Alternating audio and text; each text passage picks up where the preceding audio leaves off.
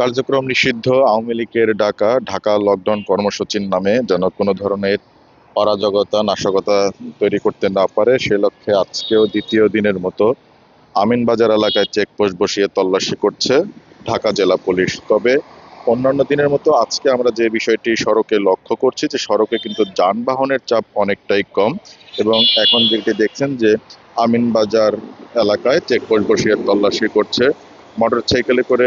দেখতে পাচ্ছেন যে যারা এসেছে তাদের যেই ব্যাগ তারা বহন করছে এবং যে মালামাল নিয়ে যাত্রীরা বা যারা এই ঢাকায় প্রবেশ করছে তাদেরকে কিন্তু এই পয়েন্টে তল্লাশি করা হচ্ছে। এবং এই কার্যক্রমটি আজকে সকাল থেকে শুরু করেছে পুলিশ, এবং এটি কিন্তু গতকালও কিন্তু ছিল। আজকে দ্বিতীয় দিনের মতো কিন্তু এই কার্যক্রমটি চলছে। এখানে দেখতে পাচ্ছি যে সংবাদকর্মীরাও কিন্তু রয়েছেন, তারা কিন্তু সর্বশেষ সংবাদটি জানানোর জন্য এখানে উপস্থিত রয়েছেন। এবং যে বিষয়টি বলছিলাম যে আজকে কিন্তু সড়কে দূরপাল্লার যে গাড়ির চাপ সেটি কিন্তু অনেকটা কম, তবে স্বল্প দূরত্বের যে সমস্ত পরিবহন সেগুলো কিন্তু রাস্তায় দেখা যাচ্ছে, এবং দূরপাল্লার গাড়িও রয়েছে, সেটার সংখ্যা কিছুটা কম এবং চাপ আজকে অনেকটাই কম রয়েছে মহাসড়কে।